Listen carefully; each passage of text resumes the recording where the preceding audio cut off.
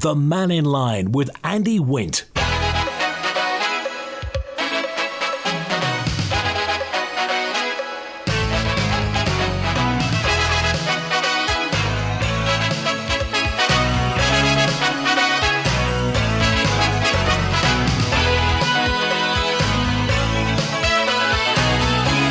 My good afternoon. 7 minutes past midday. We're on Mannin Line, open line today till 1. Chair Ramsey Commissioners Rob Cowell was on yesterday. If you got anything to follow up on what Mr. Cowell had to say, by all means text, email, call and WhatsApp. Other than that, the floor is yours. We're open line. You're on the air between now and 1. Call 66 13 68. Text 166 177, WhatsApp 166 177, email studio@manxradio.com. Let's get to the lines first of all, and David's first with us today. Hi, David. Hi, Andy, and I'm going to talk now as an individual commissioner because of things that have come to my attention which happened on Monday night, and this is to do with the 20-mile-an-hour zone, and I'm hopefully that the commissioners will put a bigger poster in their notice boards, and I'll encourage people to come and have a look at the 20-mile-an-hour areas. And one of them is from Signpost Corner down to, say, Highfield, close, or you won't know it, Andy, but other people will. That's still 30. Why not bring that back to 20? And you look at the other places in Onken, from the White Bridge, where we've had accidents only recently, a few days ago there, big crashed into each other. They've made that 30 instead of saying it's 20 from there on. So I just want to draw that to people's attention. The other thing is, personally, I was really ashamed at the police, and I've emailed the Chief Constable. Hopefully he'll come back to me, because this was given to us on over the weekend, so Monday was the meeting, and it's in the public domain. From immediate effect, the drop-in centre in Onken is being curtailed. So I asked the questions on Monday night to the clerk and the members around the table there, who's now looking after Onken in the police domain. So even the clerk, must have a contact person, and he said he doesn't at the minute. And where was the drop-in centre? Where was it? At the Commissioner's office. It's happened every Tuesday. Right. Okay, fair enough. If we had more detail.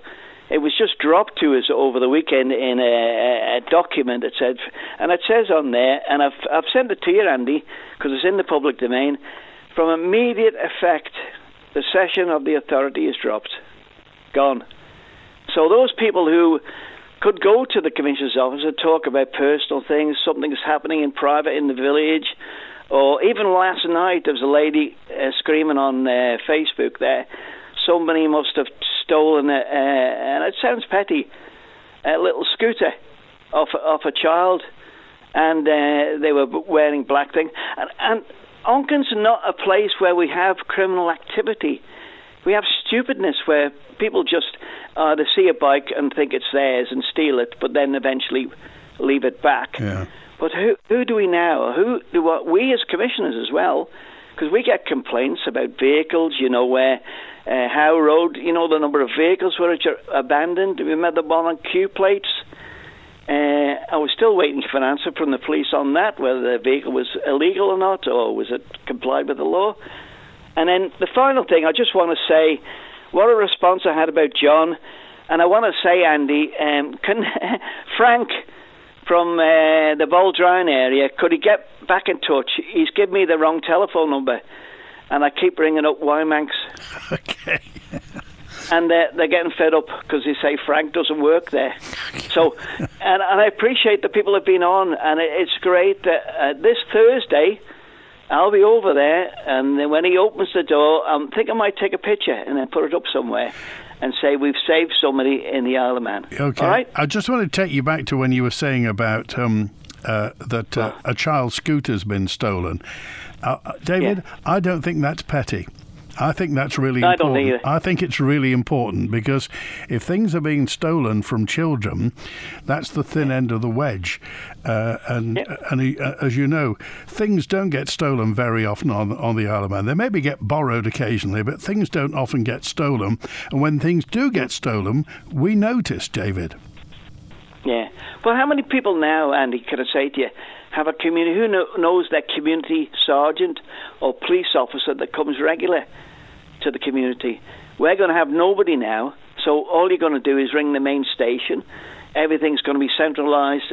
From what I see, I've no answer back yet to say anything different. It's all centralised from Douglas. So where does the preference go to? And Andy, I've just got to say too, it's been drawn to my attention about one of the politicians this morning talking about local authorities. I think she really needs to look at herself. All right, and I'll leave it at that for the time being. Thanks for calling today. See you, boy. Good to hear from you. Regarding DOI Minister's statement regarding the North Tip and her thoughts on local authorities, reading between the lines and Dr. Hayward's record on forcing her ideas through, is this the end of local authorities? That's David. Not another day. Anyway, 625 that was. Gaz, hello Gaz, 313, said it's time the MUA gave us more detail and future pricing forecasts. Smart meters will permit them to vary charges based on where the energy is from time to time. So where's the energy coming from? Is it going to be the UK? Is it Paul Rose? Is it the turbines offshore? Is it the turbines onshore? There's a very useful website and a very useful app for the UK where you can spot, really, I think it's from about every 30 minutes, they update where all their electricity comes from. And that's for the whole of the UK, whether it's imported, nuclear, whether it's blown cellulose when they burn stuff at Drax Power Station, they burn wood pellets, gas or nuclear. So whether or not that's going to happen in the future, and for the Isle of Man, you would have thought with a relatively few sources of electricity, that could be quite possible just to see. It will be interesting, but as you say, Gaz, more detail about future pricing forecasts. You know what I'm going to say, don't you? 29p. Is it going to be more? Is it going to be Bruce Forsyth? Higher or lower than 29p? Juan's on now. Hello, Juan. How was your weekend, Andy? Very good, thanks. Very good. Good. Were you out celebrating St. Patrick's Night? Did you have your little green hat on and shillelagh? In my own way. In your own way. We won't go down that road then. I'll leave it at that. But thought I'd start the morning with a little bit of humour. I was listening to the Island Plan. And we're living in Shangri-La, aren't we? With a lot of mention of AI and ANPR and facial recognition, but not a lot of mention about Manx care. So we're living in a great state, and I followed that up with Dominic Cummings' interview on that was cast on YouTube about how the deep state is running the UK rather than the politicians, and the chairman's notes are the most effective part of the speech, which is written by someone else. And I thought, no, there's my Shangri-La gone. Never mind. Going on to that, and looking at a few of the things that we've been talking about recently, and the 20 mile an hour limit. I was talking to a friend of mine who's been vehemently fighting this in Cardiff on the 20 mile an hour, and I think they've actually got a little bit of sense back in there. I think they lost their chief minister, didn't they, down there? But he's a coach and taxi driver, and owns a company down there, or did own a company down there. And like he said, the common sense of some of this stuff is, a taxi driver at 1 or 2 o'clock in the morning having to crawl at 20 mile an hour through deserted roads. And all the other implications that's going to be put onto it. And I think dynamic infrastructure with roads and speed limits around schools at points when it's busy, hospitals and stuff like that, definitely has its place, and going through villages, which normally when you go through housing estates and stuff anyway, you're not going more than 20 mile an hour. But I'm just wondering what the implications are going to be for the likes of taxi drivers who could have a police vehicle sitting around the corner waiting to get a booking at 1 o'clock in the morning. Where would that be heading? Onto the FOIs and charging for freedom of information, and looking at the stats when you go on, and I still recommend people go on and fill these consultation papers in. There's people now putting links on, so it's a lot easier to just tap on that link and go through to these consultation papers. But I'm looking at the information that the government has given, obviously on a very expensive investigation by someone, and the spikes in the FOIs. I'm noticing a very big spike around the 2020 mark. I don't know what that would be for, Andy, whether people were concerned about things, but there seemed to be a big spike around there, and then it seemed to phase off a little bit after 2023. So maybe there was something happened in the world around that time that people were more interested in finding out things about. But the thing is that they say that the FOIs, they never said at the beginning, by the way, we're going to charge for FOIs. If too many come in, if it's too much trouble, we're going to have to start charging for FOIs. So maybe they didn't know how many FOIs were going to come in, or the fact that it takes people time to research them. You would have thought they'd have thought that through. Well, one would have thought a lot of things about government, but unfortunately that's not working out that way. And the two biggest ones is the DOI is 143 requests, and the health DHSC is 80 requests, is your two biggest things. And someone at £34 an hour. Looking at some of the FOIs, and I haven't ever put one in, but I know people that do put quite a lot in, and there's a lot going in concerning COVID, because people are not getting the answers. The FOI comes back, and I think half of their money is taken up in black markers for redactions.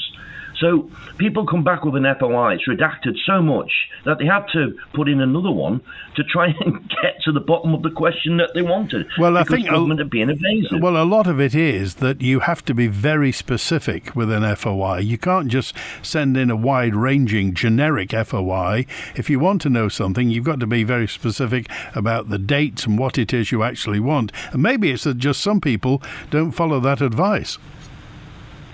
Well, that, and also, like you say, you have to be totally anal, because, obviously there's someone within the legal side of things that are putting the answers back, and that's where the money is coming in. But if the government was more transparent to start with, surely there wouldn't be as many FOIs going in. And when you say anal, you mean prone to attention to detail?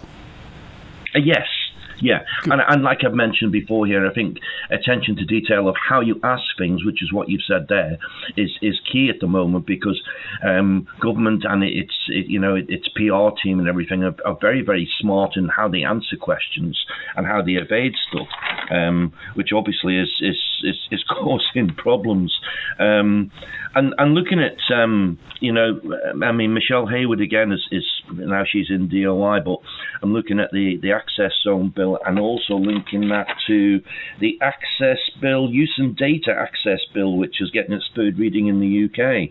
And obviously now you start putting these things together, and probably 2 years ago it was a conspiracy, and now you look at all this stuff which is coming together, and it's all heading down the same road.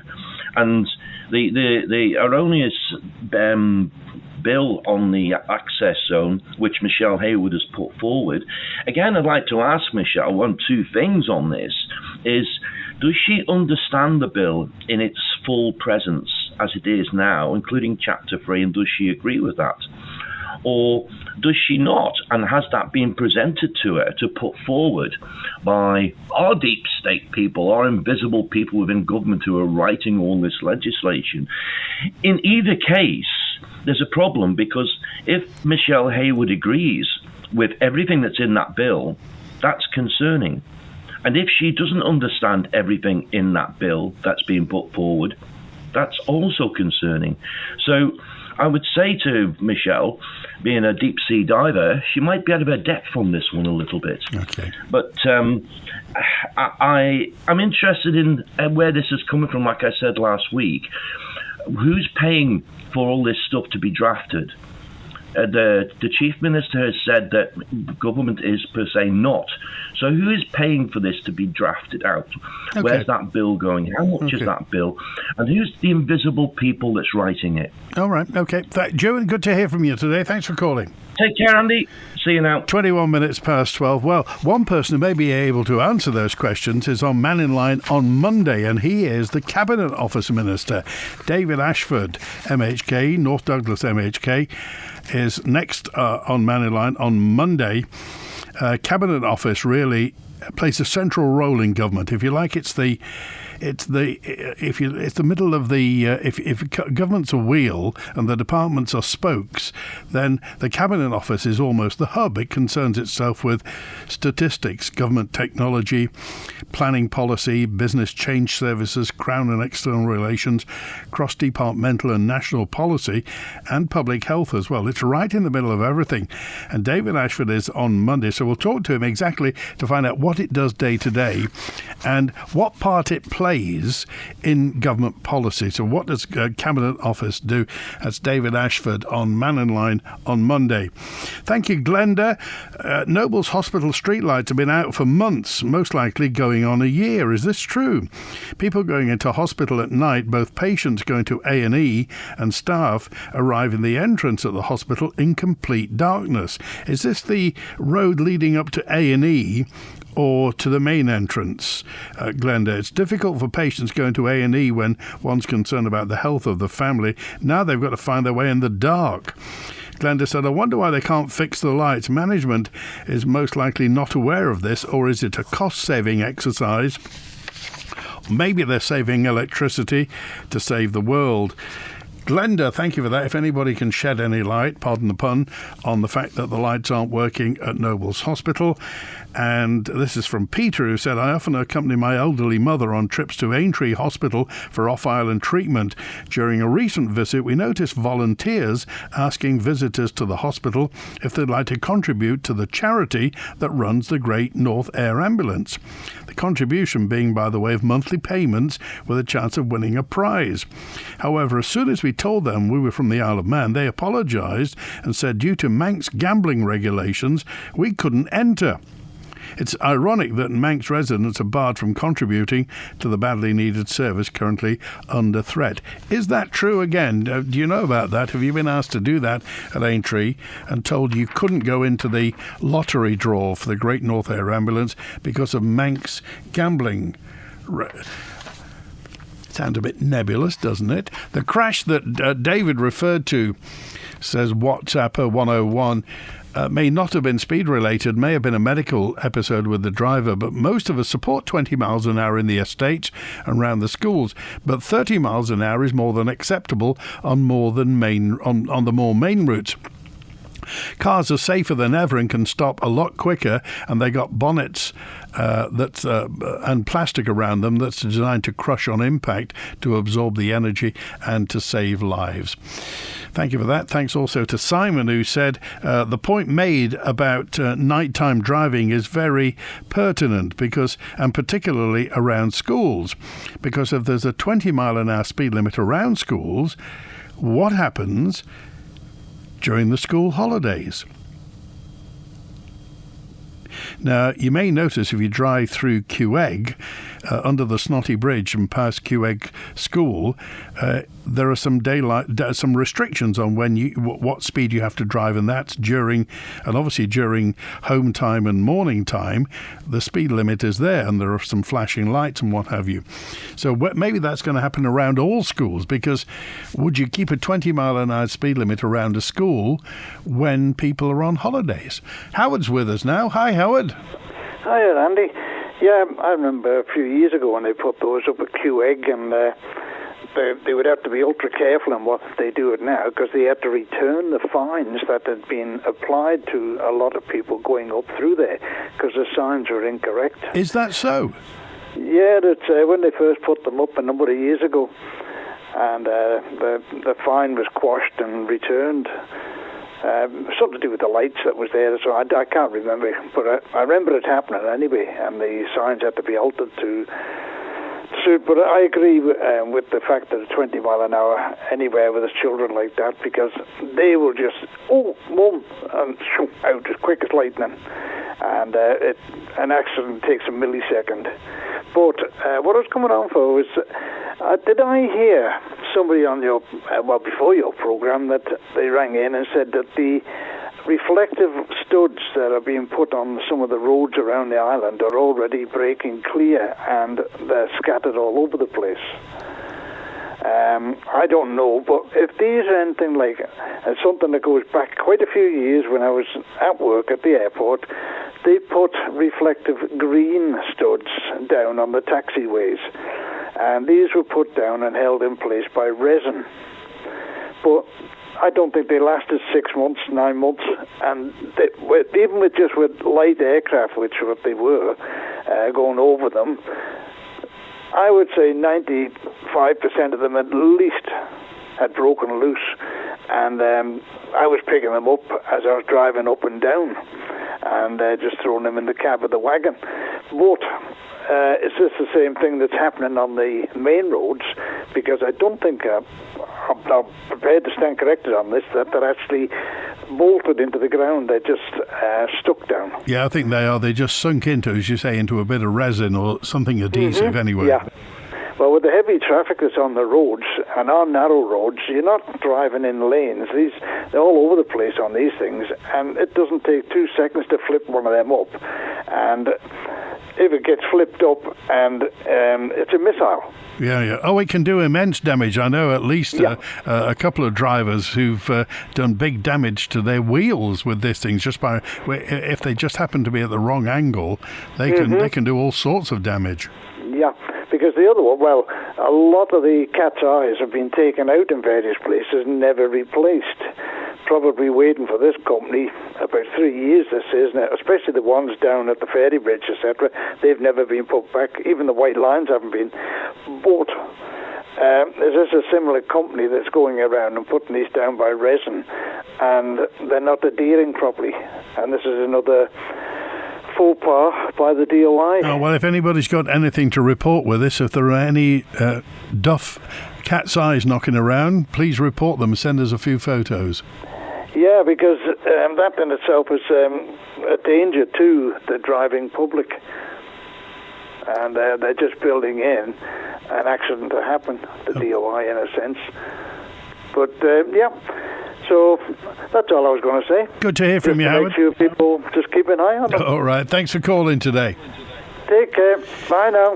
Thank you. And also 134 Derek just says, how many times do I have to say any vehicle, car, camper van, if it is in a dilapidated state and has been in the same place on the highway for over a month, is causing an offence to the public, can be removed even if it is taxed by the DOI under the Act 3A, I think it is, not the police. Okay, so it's been like that for a couple of years' time. So if a vehicle, a car, van, camper van, whatever it is in a dilapidated state and has been in the same place on the highway for over a month and is causing an offence to the public, it can be removed even if it's taxed. Thank you for that. Manx residents will be allowed to contribute to the cost of the air ambulance. However, they would not be allowed to take part in the prize draw due to the jurisdiction's gambling licensing, says Mark. Thanks for clearing that up, Mark. The 20 mile an hour speed limit will a blind eye be turned during our two-wheeled TT visitors?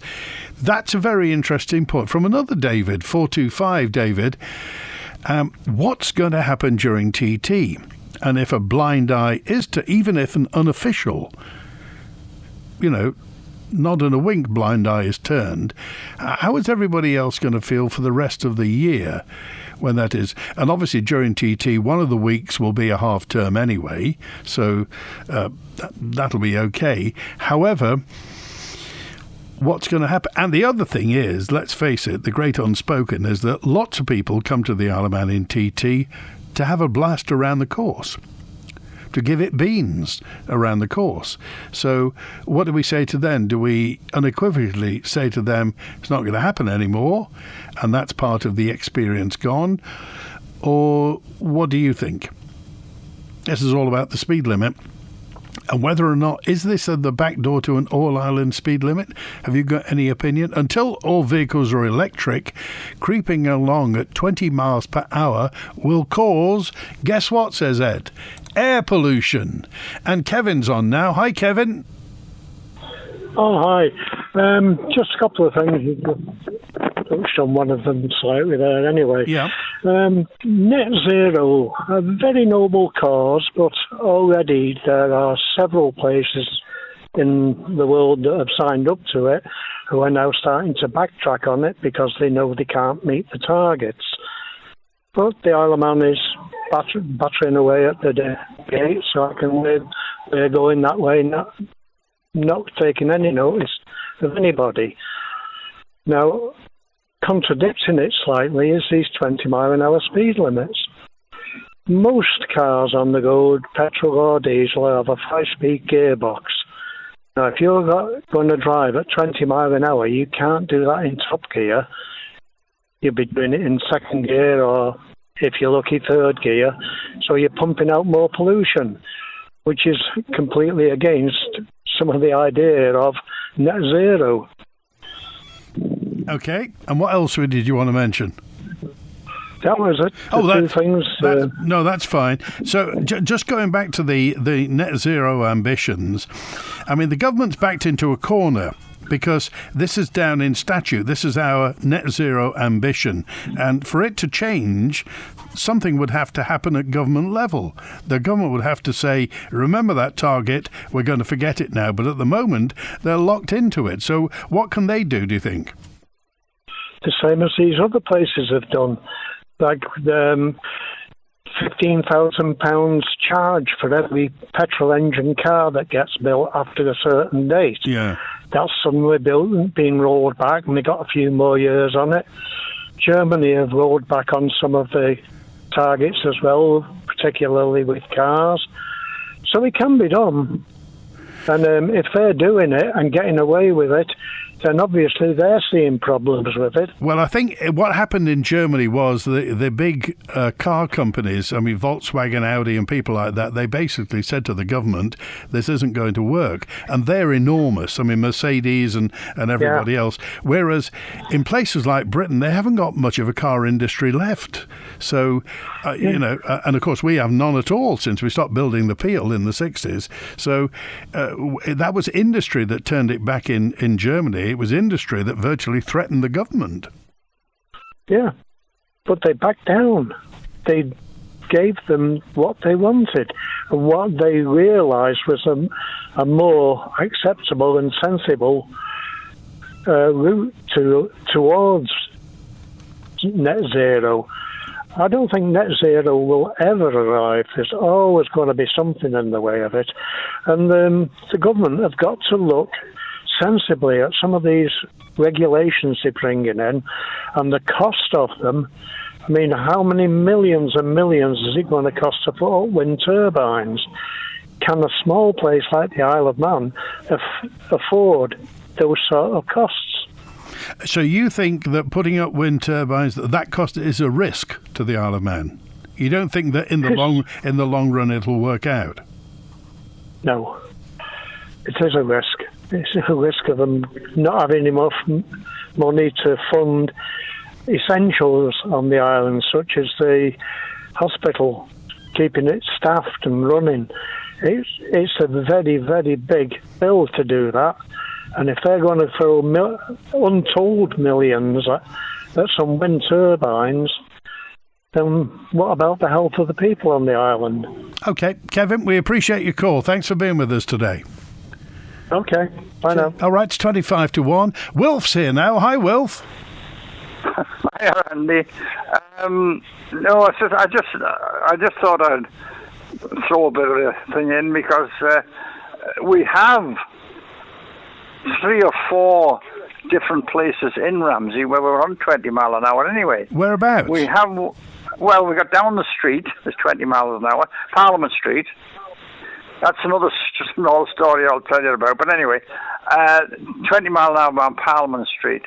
And we've got 20 mile an hour at the schools, of course, down Waterloo Road, down Lazair Road. We've also got a bit of a strange one outside the bowling alley on the promenade, which is, there's 2 in the road, painted on the road, 30 out and 20 in, right opposite each other, which is, I thought, kind of strange. But anyway, that's beside the point. No, I quite welcome it in a way, because we got that much traffic in Ramsey that a lot of the time you won't get 20 miles an hour. You won't be able to do 20 miles an hour. But anyway, let's get back to Parliament Street. A couple of years ago, there was an expert, proper expert, from London, was sent over to us. I don't know who asked them to come or what. Was it anything to do with the commissioners? I don't think so. They come down from government. A government official fetched them down one evening to give us a talk on how to manage the traffic in Ramsey. And what he wanted to do was put sleeping policemen all the way down Waterloo Road, all the way down the promenade, all the way down the quay. I mean, right, stop there, fella. Just stop there. These are the ways in and out of Ramsey. What about the ambulance? If the ambulance has got to race over these things, if there's somebody ill in the back, needing to get to hospital quick, if they weren't ill to start with, they're going to be ill after you go all your humps and bumps. Now, what about the fire engine rushing to a fire? So that was knocked on the head. And the other one we wanted, I said, now I want 10 miles an hour down Parliament Street. Oh, no, that's far too slow. I said, listen, when you check it out, anybody going down Parliament Street is not even doing 10 miles an hour. They're looking for somewhere to park. And I said, hitting them bumps 10 miles an hour. No, it's not, that's not fast enough. We'll put it down to 20, so it's 20 now. Now I said, will you do me a favour now? Oh, what's that? Which way are you going home? Oh, we don't know. Well, I said, well, go Parliament Street. But I said, keep your foot down, 20 miles an hour. But buy yourself 2 crash hats first. Because I said, when you hit them bumps, your head is going to be up to the roof of your car. We never heard back from either of them. Maybe they actually did it. I don't know. But we never heard back. That's why we've got 20 mile an hour in the street. But 10 mile an hour in Parliament Street will do. But I quite welcome it. I don't think it's a bad thing around the town. Because, well, there's a couple of places where they go fast. A very fast place is Ballua Road, going out of the town. Well, there must be 50 or 60, some of them. They're racing there, up through there. Very dangerous. But, and going out Lazaire Road, of course, you've got the school, so you're 20 miles an hour there, but you're 30 miles an hour normal, unless it's school times. So that's not so bad going out. As soon as you get out past Glen Alden, you're into 50 then, so off you go. Andrews, same thing. Andrews is 40, Andrews Road, till you get out of town. So, I don't think it's such a bad thing. Okay. Mind you, I'm very old, you see. On that subject, I had a scotch of messages in, including this one from Danielle, who said, could you ask Wilf how his health is these days? We're worried about him. I've never met Wilf, but I'm worried about him. All right, it's nice to have somebody worried about me. I'm all right as... Well, my head's all right. My tongue is all right. I can talk. I can eat all right. But I'm hobbling along on a... Sometimes I can do 1 stick, mostly 2 sticks. But eventually, hopefully, I'm going to let the sticks go, and I'll be all right. Up till then, I'm all right. I'm surviving. Good. But I've got a bucket full of pills every day. all colours. I don't have a clue what I'm eating, but I've got to eat them all. All right. Take care, Wilf. Good to hear from you. Okay, thank you. It's 20 to 1. As the hot air balloon lifted off, Ellie's financial future rose too. Secure, steady and full of possibility. All thanks to Skipton International Guernsey and their fixed 4.4% AER saving rate until March 31st, 2026 on deposits of £100,000 or more. Let your money soar with confidence. Join Ellie and secure your rate today at Skipton. For details on Skipton savings products, call 01481 730 730 or visit skiptoninternational.com. No withdrawals allowed until maturity. Interest paid annually and upon maturity. Skipton International is licensed to take deposits by the GFSC and is a participant in the Guernsey Banking Deposit Compensation Scheme. See dcs.gg. Discover a fabulous range of watches, gifts and jewellery at Ramsey Art Gallery. With top brand watches from Bulova, Citizen Eco Drive and Storm to Acura, Seconda and Timex. Plus, all watch purchases come with free lifetime watch bracelet adjustment service. There's stunning gold and silver jewellery, gifts for all occasions, and of course a fabulous gallery of limited edition prints and original artworks. Find all this and more at Ramsey Art Gallery, Jewellers and Engravers, opposite Ramsey RNLI shop. To celebrate Bed Month, you could win an incredible Sealy bed worth over £1,000 at Millie Chaps of Ramsey with our Celebs in a Bed prize draw. 2 celebrities are tucked up in Millie Chaps' luxurious beds, so call in store and identify the Celebs in a Bed for your chance to win. Simply text their names and your name to 166 177, starting your message with the word bed. All correct entries will go into the prize draw live on Manx Radio at the end of the month. Call in store to enter and check out Millie Chaps' fantastic great offers across the store. Celebs in a Bed with Millie Chaps of Ramsey and your nation station, Manx Radio. On today's Spotlight, we chat to some of the artists involved in the 6 Ways of Seeing exhibition in the House of Mannin. Hear about the educational side of a forthcoming production of Macbeth. And celebrate an annual event which might well be the essence of Manxness. Spotlight, crafted by those creative lovelies at the Isle of Man Arts Council and presented by me, H, this evening just after 5:30 and available as a podcast straight after broadcast by the Manx Radio website or your favourite podcast provider. Spotlight, brightening your creative day this spring. The Mannin Line with Andy Wint. John's with us now. Hi, John. Hi, Andy. We've lived at the top of Birchill Crescent, Onken, for over 25 years. It's been a 20-mile an hour speed limit up. I can't remember when it came up, but quite honestly, nobody takes the slightest bit of notice of it. Why? So, I mean, is it... what do you mean they go over it quite a bit? Oh, yes. Yes, even commercial vehicles and all. Past our house, they're doing more than 20 miles an hour. I'm a retired driving examiner, so I got a good idea, related to what speed they're doing. Yeah. But some of them go past our place. They're doing 30, 40 maybe, But I don't see what everybody has got against cameras.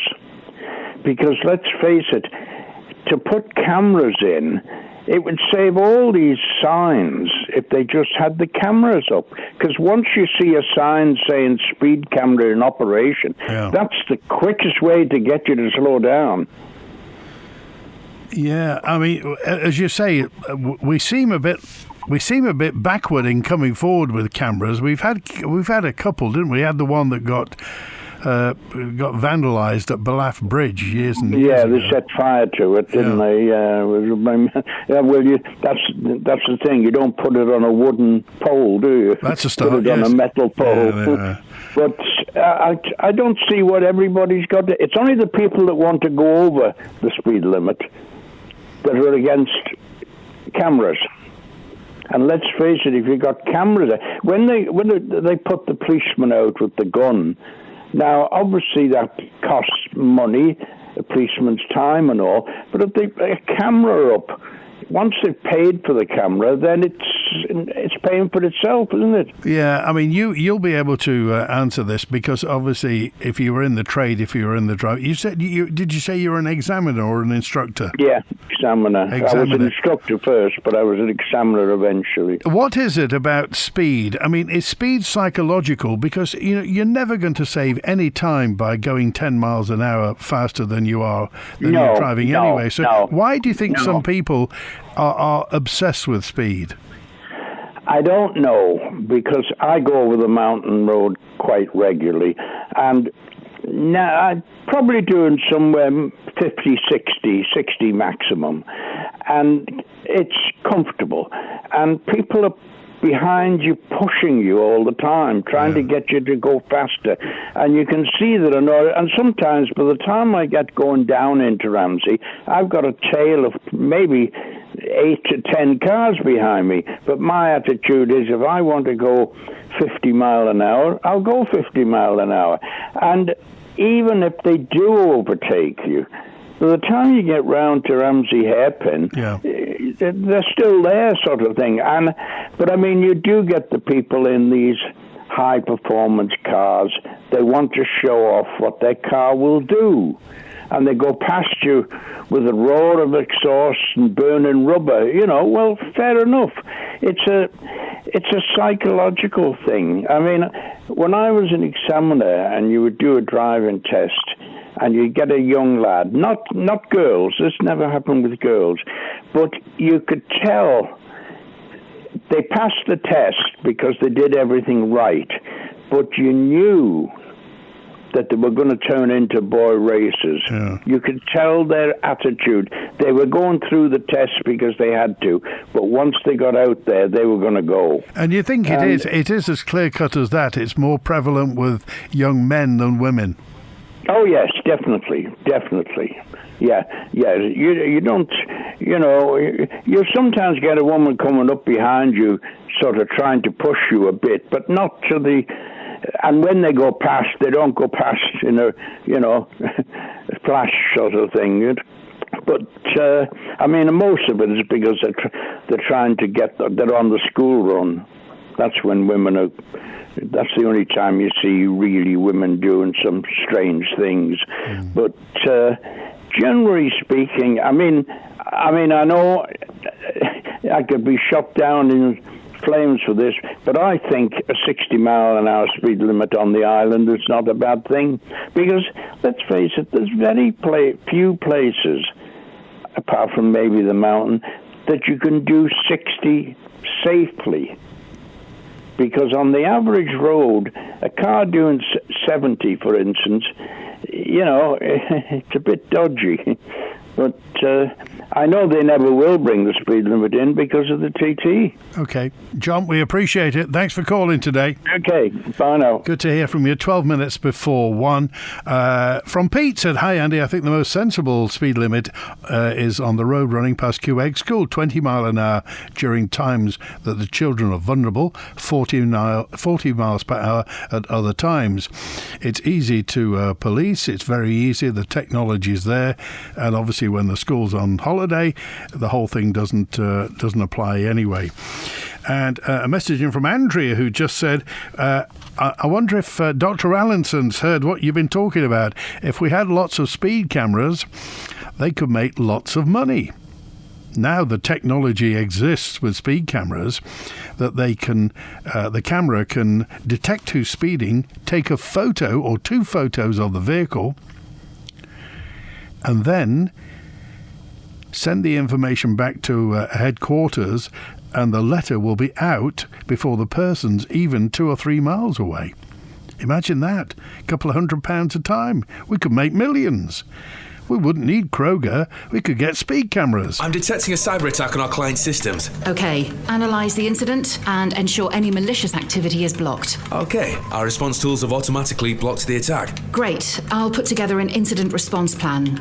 Notify the client, and can we confirm protection across all clients? You don't always see how cybersecurity is working in the background to keep your business safe and running smoothly. But CND will identify, protect, detect and respond to any cyber attack, leaving you to focus on your business and customers. Hi, how can I help you today? Computer Network Defense, CND. Visit cndltd.com to see how we can protect your business today. Get ready to swing, sip, and sizzle at the Big Band Party Night, a roaring 1920s affair.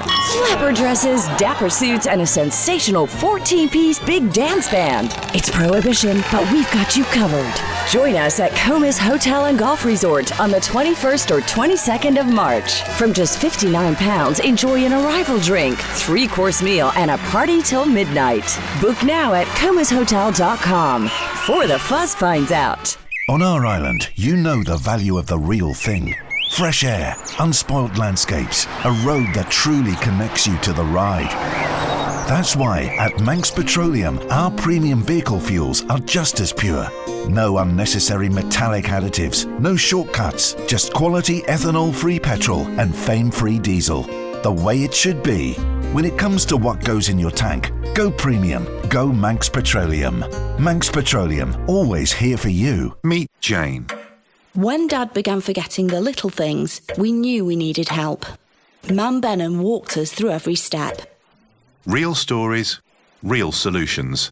Secure tomorrow today with Man Benham. Have you noticed, when you decide on a change of career, there's always someone ready to give you advice? If I was going to paint, he said, I don't think I'd do it like that. But if it's music you're interested in, well, it is really best to start at the bottom. We used to play down below with our backside up against the fireplace.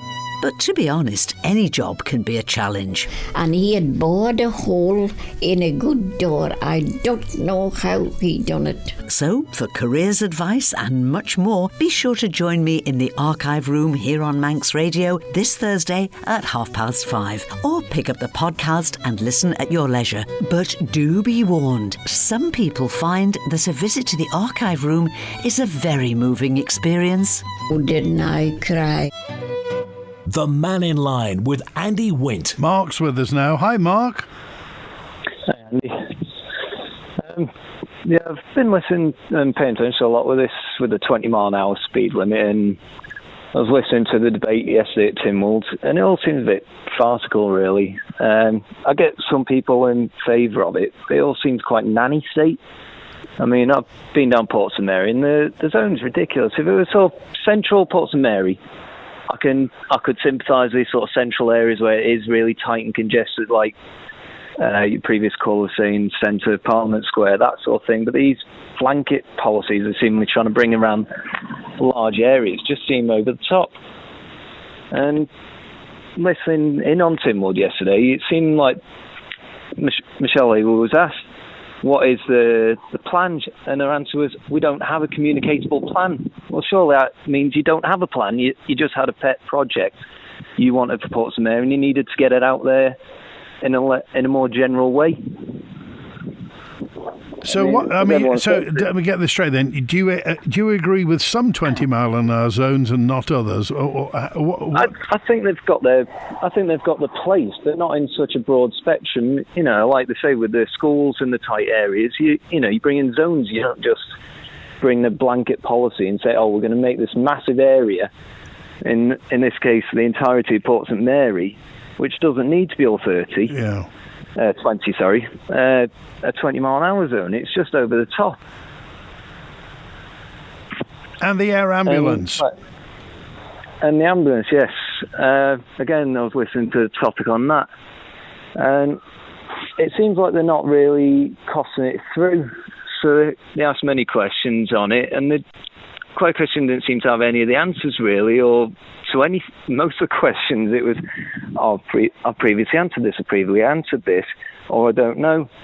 But one of the things I thought most striking was when it said that the service most required out of the three options between Coast Guard, the fixed wing craft, and the air ambulance was the air ambulance.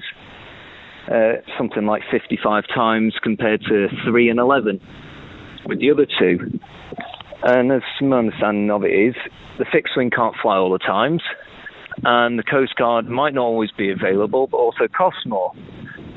Well, surely then it should be just simply weighed up as what's going to cost more in the long run. If we don't have the air ambulance, and it's going to cost more on the Coast Guard, how much extra would it have cost for those, if the other services had had to cover for the times that the air ambulance had been out in the last few years?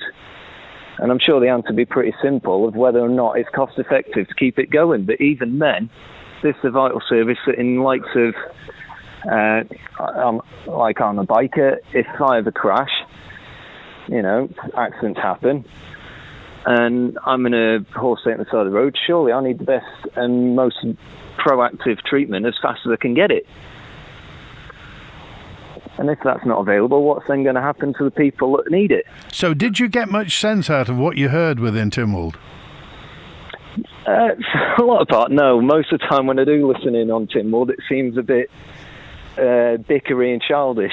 It seems a lot of, I'm going to push this off because I don't have a straight answer. No one seems to have thought a lot of the things through in what I imagine most people call common sense.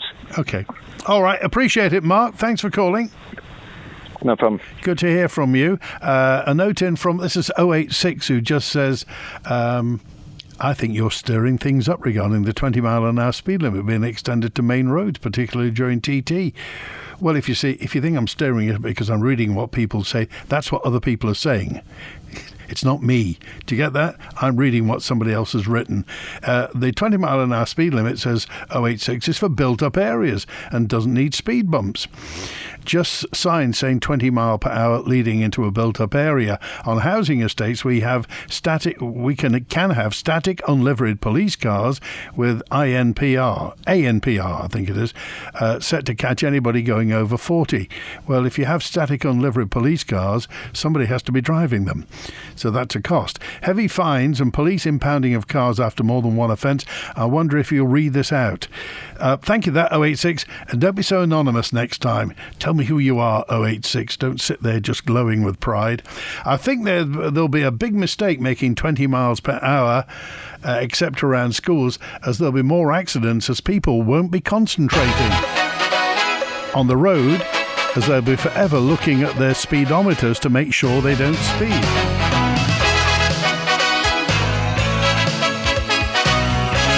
I'm working in St Mark's today, says JK. I've picked up 4 cat's eyes already today in St Mark's. And 645 says, Andy, I barely see any police out and about these days. Do they work from home? Says, it's John in Oncombe. Well, I'm sure the Chief Constable would say he's apportioning resources. Right, I mentioned it's a big day today. Nominations will be accepted from 10 o'clock today for the local authority election. The closing date for nominations, 1 o'clock a week today. The local authority election, 24th of April. It could be the start of your political career. What next, Chief Minister? Thanks to Chris on the phones. Back tomorrow. WINT